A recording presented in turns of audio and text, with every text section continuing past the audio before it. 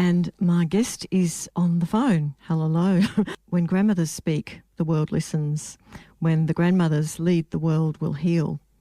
This is the time of the grandmothers, and the grandfather's job is to support the grandmother's work. So my next guest has trekked the Himalayas solo, sea kayaked in Alaska, Canada and the Antarctica, led a Kokoda Trail expedition before it became popular, and she founded an eco-tourism business in Australia. She created and led Women Trek, a 3-month relay through South Australia to celebrate 100 years of women's rights to vote. She wrote a master's thesis on the impact of wilderness experiences for women from the experience of over 800 women and girls who participated. She also has a Bachelor of Education and Masters of Women's Studies from Adelaide University, a Master of Arts in Research, doctoral studies in Philosophy and Workplace Learning from Deakin University, a thirst for knowledge and truth. This culminated in 2022 with a Juris Doctor in Law from the Australian National University. Known as Grandmother Mulara, an Aboriginal senior law woman, she walks 2 cultures and with 2 laws to bring through the dreaming. Welcome, Grandmother Mulara. Thank you. Before we get to the nitty-gritty of this chat, what is Wiradjuri? Oh, Wiradjuri? Yeah, right. What's Wiradjuri? Wiradjuri is a term for this. It's what one area calls the new dreaming. So it's when black fella, white fella dreaming is another area, another way of putting it. In fact, I think in WA they might call it black fella, white fella dreaming. Okay. In South Australia, we'd said Wiradjuri, and that's now taken off into the Northern Territory. The senior law women that taught me said it's new dreaming. Nana Auntie Nellie Patterson, our Uluru head law woman, she calls it new way dreaming. So it's a time now where we are all walking together as part of a new dreaming. And my law elders told me that this is a time when the black law will be returned in a new way, and we will all be under the black law, but it'll be different, and we'll all be different. It's not the old changing, the old, our natural laws still stay. It's about the way we work with it and the way we walk with it. And we need to bring everybody on board to walk with us. It's a time when everyone will take responsibility for themselves, not defer to others. It's an exciting time, Yeah. and it's a time when the grandmothers are leading. Yep. Yeah. So let's go back to your ancestry then. You've got mixed ancestry, including Celtic. Tell us about your First Nations ancestry, your lineage. Where does that come from? Through my mother, both of my parents were removed at an early age. Yeah. My father, as far as we know, isn't Aboriginal, but we don't know what his lineage is. My mother was given to a family in Broken Hill to raise. She was born there, and by giving them to the family, by her mother giving my mother to this family in Broken Hill, she always knew where she was. But my mother didn't know who her father was, and her father was Aboriginal Scottish, which we found out in the last 10 years. Her mother, so my grandmother, was actually Afghani, Aboriginal and Irish. Right. So, yes, it's a mixed bag. Yeah. Yes. So what was that like? Did you know as a child that you had some Aboriginality, or you only found out recently? Yeah. We knew from a young age. When we found out, we said, well, that explains everything, which it did to us. Yeah. But growing up, I never thought I'd ever find out who my mob were. It wasn't an issue for the senior law women who taught me all over the country. They could see it in me, so, as I can see it in others. Yes. We can see it in each other. Yeah. My nose is my dead Yeah. giveaway. I know that there was an auntie there in Fremantle Way. In fact, I met her at Fremantle. She was very, very important to the Noongar and Pitjantjatjara people, and very well known. And she also had Afghani in her background. Right. So, Afghani opened up Central Australia. They were the camel drivers, and they intermarried with the original peoples because of the colour of their skin. They weren't accepted by the white Australia at the time. So we have we have mixed blood in our heritage. And but when I found out, my spirit was welcomed back to Adamutna, which is the Northern Flinders Ranges, and I got the shock of my life. I thought I didn't even tell them that I was Aboriginal, but they saw it and they saw who I was, and I can now see, now that I've met a lot more of them, that I actually, and my mother, we actually do look like the quite a lot of the aunties in that community. Yeah, it was quite a shock at first to find out that's where we were from. We just thought we'd never know, And then, but it made a lot of sense. And then what happened? Along the way, somewhere there was some criticism. People, they've questioned your First Nations lineage, and what happened there? Well, they shouldn't have done that, because the elders of the tribe and the cultural elder, the main cultural elder with that authority, he knew who I was, and he made that declaration. Right. And then that was supported by aunties, yeah, and supported by some of the uncles. And they all knew. I went through a few community meetings where it was my story was accepted and I was accepted. The issue has come up about having my lineage questioned. That's come through those people who I outed who had fraudulently stolen from our people, our own people, right? We had division in our community, we still do. And the old people told me or asked me, they said, can you help us? We don't know where our royalties have gone. We don't know what's going on. We're not told anything, and we're asked to sign blank documents in land council meetings and this and that. And I said, well, really? The only thing I could do, the only thing I could do was to write a letter on their behalf to ORIC, which is the overarching Indigenous corporation regulator. And so I did that. That letter somehow found its way to the very people that I had written about, who then proceeded to defame me really seriously for the next 10 years. Yeah. So people had heard rubbish about me. It was all made up. I have just finished a court case against them that I have won. And in that court case, I was able to prove that it was all made up, and that, in fact, there was no authority given to these people to say anything about me, and that they were not listening to the main elders of the tribe, who do know who I am. They know who I am. And it's been terrible to have to go through, and I've had it from Noongar people. Now, I've got Noongar people who I was initiated in Noongar country. Yeah. And I've got Noongar people saying, we don't know who you are. Well, of course not. You've got 30,000 people there in that tribe. How would you know me? But those who knew my law elder know who I am. Everybody knew her. And I think it was the same elder that initiated me some years ago. Yes, I think so. Yeah. Everybody knew her. But, we had to be trained in secret because of things like this, because of the lateral violence. They have the colonial government has managed to set up a situation where we those in land councils, for example, have access to funds, and those not in the land council don't. And so you have our own people fighting each other for funds. So therefore, you've got the haves and the have-nots. And those who have not gone through initiation, those who don't have access to funding. And when I say gone through initiation, I mean, properly trained by their elders. Then they are the rubbish people who've been defaming me. I've had just sickening social media rants and ravings, and they know nothing about me. They're just believing this narrative that I have now just proven was a false narrative, because I outed them. Yeah. And now those very people are in the Supreme Court. They have to show the book. Whereas we're looking for something like $60 million in royalties. Wouldn't you want to know where it was? And so this particularly one family, but there are others who they have paid off. So there's quite a few of them who are all in this together, and who are desperately trying to stop any criticism or look at the way they have mismanaged the books, the way they've mismanaged our royalty funds.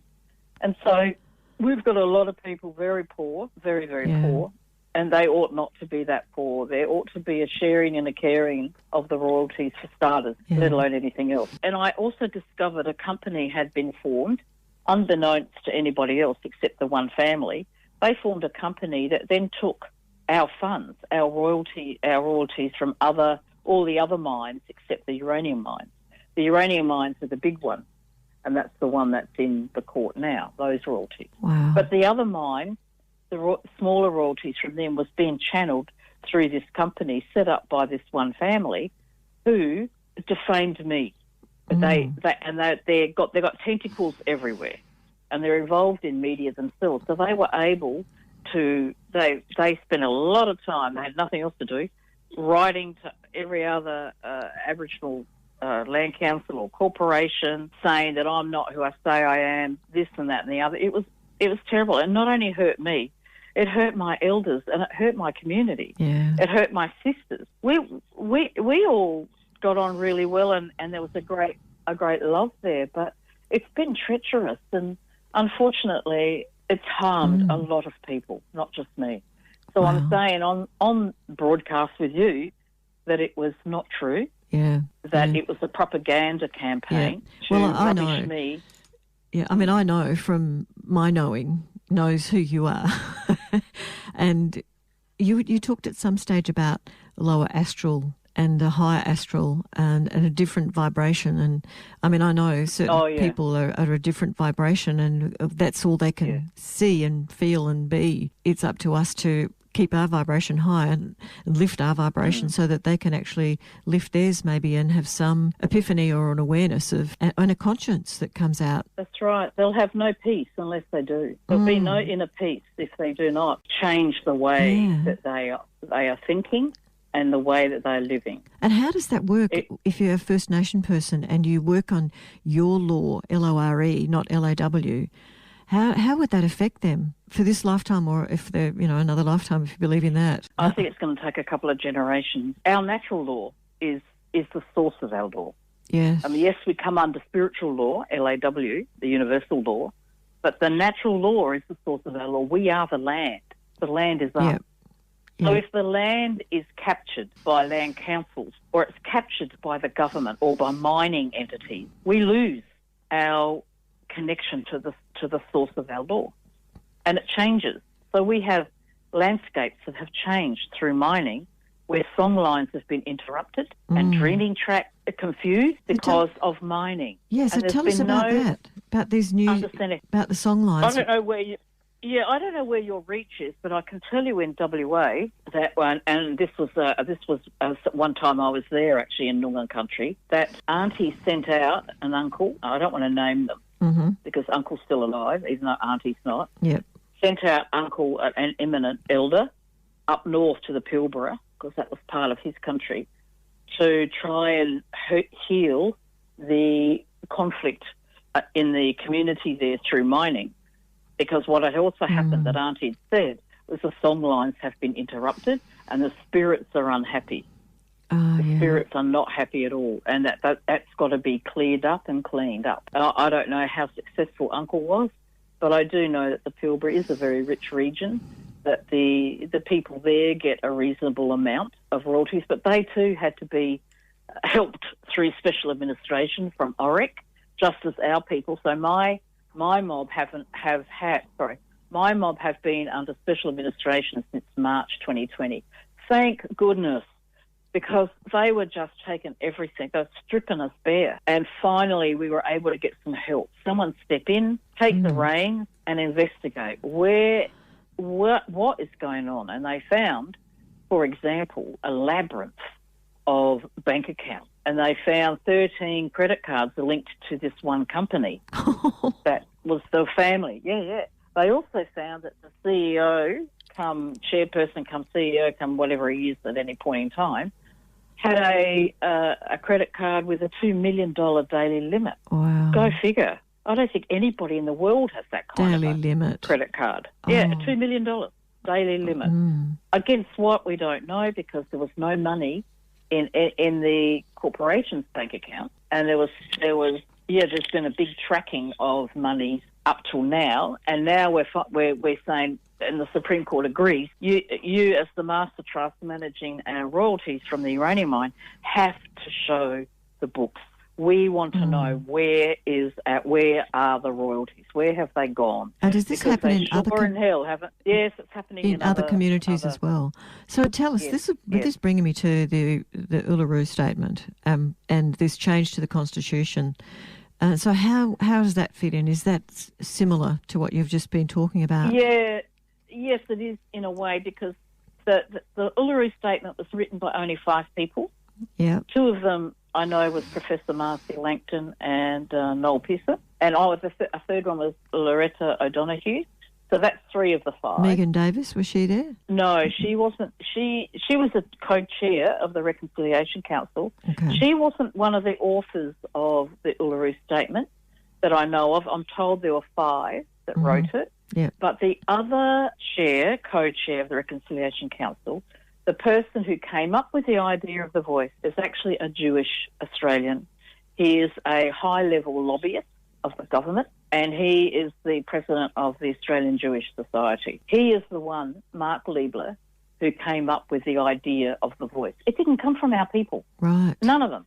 It didn't even come from the corporate black, but it was written into the Uluru Statement by those five, and then the signatures around the Uluru Statement, those signatures were on a blank canvas. Yes, I've seen. That statement was not there when they signed. Mm. So why would they do that? They would have got paid. Oh.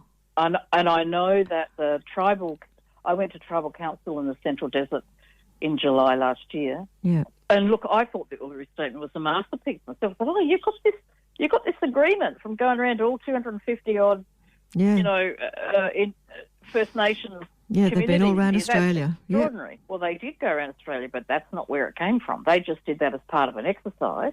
And I think the likes of Megan Davis actually had a good heart for it. But it's not what they ended up with. What they ended up with is what we've ended up with. And they're trying to pull the wool over our eyes. It's a masquerade. And the masquerade is such that, and while I was going back to Tribal Council, I spoke with tribal elders who paid for their own way to get to Uluru and go into those meetings, and they were not listened to. They were not considered an authority, and they ended up walking out. That's when I thought, I smell a rat. And then the more I looked into it, the more I realised, this is a problem. And then suddenly we've got the government saying, well, let's have the yes vote. I'm going, this is a big problem, because if this should go through, then the sovereignty of the blackfellas of this land, our own original people, will be overridden by the parliament. They have created a thing called parliamentary sovereignty. And if the yes vote was to go through, then that's how it would happen. Our own sovereignty, our own rights to our law and Aboriginal law will go away, and we can't have that. And that's what I'm telling people. So it wouldn't be separate from what they're saying. It's going to be a separate voice. No, it wouldn't have any effect whatsoever. What it would have is that our business comes under Parliament. We don't want Parliament interfering with our business, for starters. But the truth of it is, it's a move for all of our lands to be taken by the corporate government. Mm-hmm. They are a corporation. They are not who we think they are. In 1973, the Constitution was hidden in a cupboard, and a new one written by Gough Whitlam and his deputy under the permission of Sir Paul Hasluck, who was the Governor-General at the time. The three of them were in on it. And before Whitlam appointed his cabinet, he only had the two ministers, him and one other, and they brought in the corporate form of the Constitution. And that is what we're all under as a corporate law ever since 1973. So when we say, we want the blackfellas on the Constitution, I think that white Australia think that it's the original Constitution, and we're trying to say, no, it's not. So how can we find that? How can we? Because I've been trying to research that, but it's very difficult to find any proof of any of that. I have looked at. I know they've changed the crest, but it's. Oh, they've changed the very beginning of the Constitution. Uh-huh. It said the people of Australia, it said the people, or whereas we the people. Whereas it doesn't say that in the current one. Doesn't say we the people. No, it doesn't say that. Oh. It also had. It was actually Norfolk Island that was Australia. There's a whole lot more behind this. And so therefore in the original first Constitution, the founding one, it talks about Norfolk Island. That's actually where the rag was thrown on the ground. It wasn't, and declared Australia, because they thought that island, which was empty at the time, they thought that was the mainland, which it wasn't. Mm. So they then came to the mainland pretending, and there's been a pretense ever since, that what they did on Norfolk Island was what they did on the mainland of Australia, and they didn't. And they could not declare the mainland of Australia under British rule because it was occupied. It was already occupied. Yeah, and Norfolk Island wasn't at the time occupied. So Norfolk Island's important to the federal government. I know there's a lot of things I'm throwing out there right now. They have done a good job of hiding it, but there's a lot of people who know about it. And there are some moves afoot to have it, to spread the word and to have, or there's one school of thought trying to come back to the original constitution. I think the Great Australia Party is one of those mobs. There's Rod Cullerton et al. But in actual fact, there's a problem with the original one too. I just highlighted that.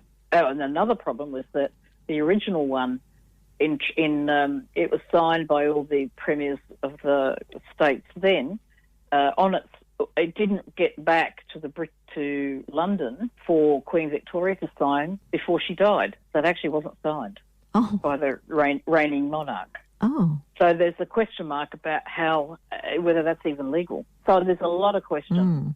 Well, I was talking to someone the other day who's a lawyer, who's no longer working as a lawyer, and he said the only way you can get a new constitution, not using either of those, and this is what happened in the past, has been civil war or invasion. And I thought, well, what if we could have a peaceful change? What if there's got to be another possibility? It's like when I was studying philosophy and ethics at university in WA, and they said, you have to take one side or the other, either Plato or Aristotle. And I said, what if there's a third option? No, you couldn't do that. It was one or the other, black or white. And I went, what about, hang on. And I went, oh, no, this isn't for me. That's not very philosophical. There can be many. That's arguments. What I thought. There's only two. You've got to take, maybe it was Socrates. I can't remember which ones, but I know one was Plato and might have been Socrates or Aristotle, one of those. But you had to choose one or the other for ethics and philosophy. And I went, oh, okay. And because my question's always, what else is possible? I think what actually has to happen while we have a Governor-General, although he's not actually been legitimately appointed either. The Queen of Australia came in 1986 by Bob Hawke with the Australia Act. That no such person exists. It was the Queen, the Queen of the British Empire and all of her other names. She signed at the top to show that she had seen that, but she didn't sign at the bottom to agree to it. The Australia Act, so that's another ruse, so that we don't have a Queen of Australia, and we are not a British Empire anymore. We're not part of a Commonwealth anymore. It is a corporate government, and they're trying to get us to come under their rules. And once that happens, I can tell everybody on all your listeners, everybody's right. The land to a title will be dismissed. Everyone. No one will have any rights to title, because it's the title that gives you right. No title, and already the title offices in all the states and territories have been closed. Their intention is to digitise all of those records. It's now under the management of a private company, private corporation. So that's been happening behind the scenes. Yeah, I can tell you in WA mining, lithium mining, provided 60% of the world's resources in lithium last year. And if you start to put two and two together, you realise that they want our land. They want it. They want all of it. They want all of the resources. And by sneakily putting native title out there, look, we always had native title. We don't need the colonial government to give it to us. That's just been that was getting us to contract with the government, and they can break that contract at any tick of the clock. They don't care about that. It's their way of getting control of our land. And I'm telling you, this is going to go bad. The fella that created the idea of the voice, Mark Liebler, is also a member of the World Economic Forum. Okay. So those who understand that, the whole World Economic Forum, part of the World Health Organization and the New World Order, that's all of that agenda. So they will take all our land. So was this something that you'd thought about maybe 5 years ago, that you would be interested in law, or what made you then start to study law? LAW. I wanted to start off with, to protect myself. I had so much defamation happening. I needed to know how to defend myself, and bringing action against those who've defamed me. It got stalled along the way through trickery by white fella lawyers protecting the black mafia, I call them, protecting them. And I thought, how is this possible? How did this happen? So I did law to understand the trickery, to understand how to go in there and change it, how to help my people. We've all been tricked. And did you have people behind you supporting you, or you're sticking your neck out doing this on your own? I did it on my own, but I've got to tell you, I was very convincing with people along the way, so much so that I was influential in the law curriculum changing to a decolonising. We decolonised the law curriculum at ANU, School of Law. So that's College of Law. So that's quite phenomenal in and of itself. What does that mean? It means that we brought forward the alternative views, the alternative experiences of our original people. Wow. We brought it forward and we provided another perspective. So it wasn't just white fella colonial law perspective. We were able to bring in another perspective. And I wrote quite a few papers for as law resources because I hold both law and law. Yes. And I'm the only one that I know of that holds the LORE as a senior law holder and a colonial law degree. And a Juris Doctor one at that, which is a postdoctoral, whatever you call it. Yeah, postgrad. So yeah, postgrad, that's it. Is that question gone? I've got lots of questions here. But one of them was about something, it says, what made you so incandescent with rage a couple of years ago when the grandmothers came in and said, calm down? It was about detention centres, something to do with that? Or was it, I can't remember where I got that from, whether I got it from your website or somewhere else. I remember writing it somewhere. Yeah. I remember writing it. I think it's on your website, yeah. In what relation it was to, I was incandescent with rage, yeah, about... Was it detention centre or the kids, or was it to do with when they were, people were saying they were taking Aboriginals aside and forcing... Oh, I know, yes. So... What was happening? I'll step back. We have interference. Okay, every movement or every group has an infiltrator, all right? Yeah. And the original communities have been infiltrated. Our people have been infiltrated. Now, the defamation is one example where it's been twisted by our own people. You know, there's been infiltration so that the truth cannot be revealed, all right? So that, you know, they try and put me down so that even though I'm talking truth and I found out about it, you won't listen to me because, you know, I'm not worth listening to. I don't tell the truth, which is not true. And so we have infiltration. The incandescent as rage was the notion, the rumours that were being spread worldwide that the army were chasing our people down and jabbing them. That was not true. And also that that's one part of it. But then another part was that our own people had been paid to go out to remote communities. So people that are very well-known broadcasters, TV personalities, singer-songwriters, famous footballers, they were paid to go out to remote communities to convince our own people to take the jab. And that was the truth, or this is another ruse? No, that's true. That's true. But what I'm saying is that they were working against their own people. And then we have another one, and I'll name him because it's true, a fellow called Jagamara. He comes up a lot in my interviews. He's been doing the rounds of the country, including down there. Jagamara, also known as Gary Simons, there's a few Jagamaras, so I'll make it clear that it's the Gary Simons one. He is not Aboriginal. He's Pakistani. And he's walking around this country as if he's Aboriginal and First Nations person. And because he's talking to non-Aboriginal people, they think, oh, good, we've got an elder we can talk to and get information from. Well, he's steering them in the wrong direction. And he's also making a good income for himself, being paid to do all of that. I don't know. But that's the sort of infiltration we've got, so that they're dividing us rather than us coming together in unity. Yeah. So the incandescent as rage was that whole notion of, should our people have been hunted down and jabbed, that definitely would have been my rage.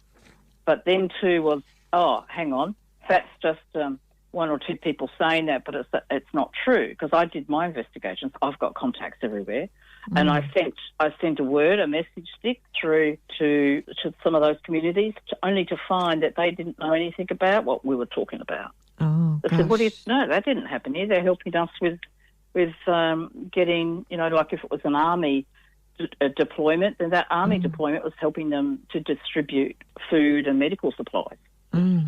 So getting to the truth is important. And I'd say to people, stop and observe. Think critically. Is this true? Could it be a false flag? What is the truth here? And we know the truth when we have a bodily experience in relationship to nature. We know what the truth is. And a lot of our people, unfortunately, through drugs, alcohol, greed, being paid off, have lost that touch. And it's an unfortunate thing. And the old people told me, that were training me all over Australia, they said, we can't pass these teachings on to our people and next generations. And they're really sad about it. They said they just can't hold the integrity of the teaching because they are bribed easily. We've got partly the secrecy of training people like myself was because their own people couldn't get that training. Right.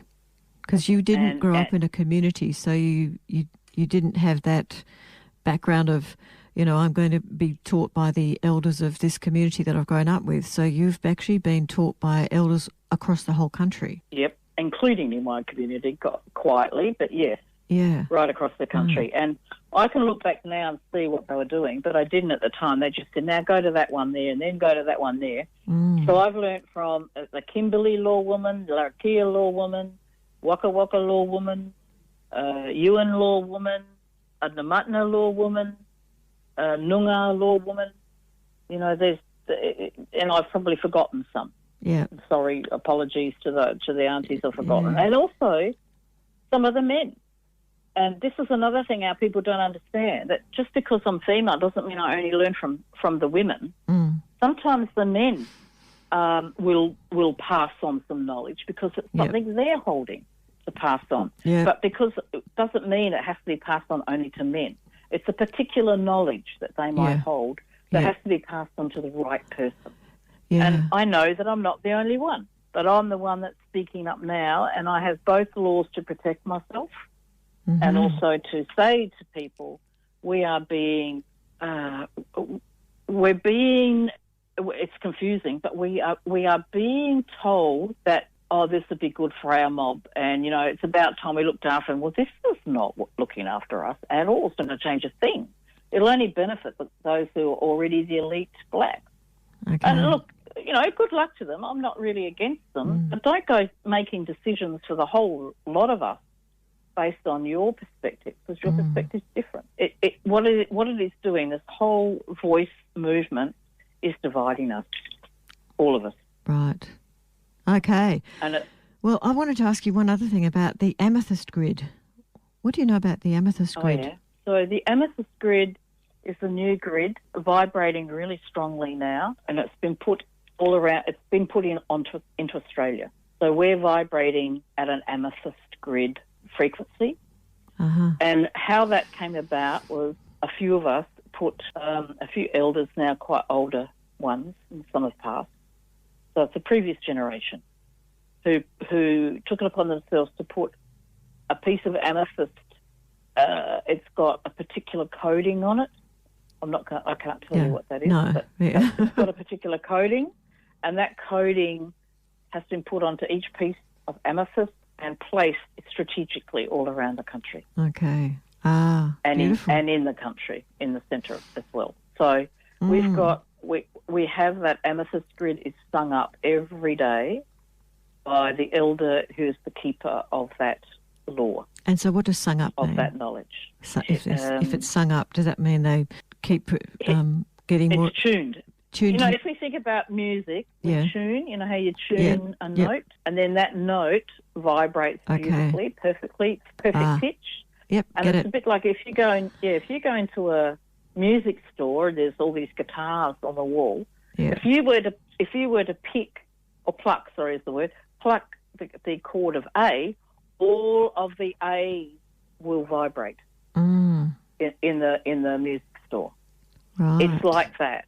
Okay. So if you put the right pitch in and you sing it, that pitch, all of them come into unison. So that's what happens with the amethyst grid. Beautiful. Well, I think we've run out of time. I could talk to you for hours, but I think it's been wonderful. So I've been speaking with the grandmother Mulara, who's living in Queensland at the moment. And if people want to contact you, how can they contact you? They can go to my website at grandmotherwisdom.com. Grandmotherwisdom.com. But if they put in Grandmother Mulara, well, that will come up with that anyway, probably. And where did the word Mulara come from? I haven't tried that. You haven't tried that one. where does the because I know the name. I was given that name by the grandmothers. Uh-huh. So it took me a while to walk into it. I wasn't comfortable about it initially. I sort of dismissed it, but it came more and more. It was coming through pretty much every ceremony, and I thought, okay, I've got to take this on now. And so now I don't have any qualms of taking it as my legal name. So Mulara is who I am. Okay. Well, thank you so much. Very interesting, lots of new information there, lots of controversial information that people might want to research themselves, or they might want to reach out to you as well. Thank you so much for giving so much of your time for us today at Radio Fremantle. How does it get any better than this? And hello, Nunga, all of our mob in Fremantle. It's a beautiful place, and it's where I saw a proper law gathering happen, where people were very respectful of auntie and uncle who came in from all over. And I have a good memory of Fremantle through the grandmother drum experience there. Oh, beautiful. Yeah, lovely to speak with you. Okay, thank you so much, and we'll put on some music. Thank you so much. Yeah. Okay, bye. Thank you. Bye. Bye. You've been listening to an interview with Mary-Lucille Baker on Radio Fremantle 107.9 FM in Western Australia with Grandmother Mulara from Queensland. How does it get any better than this?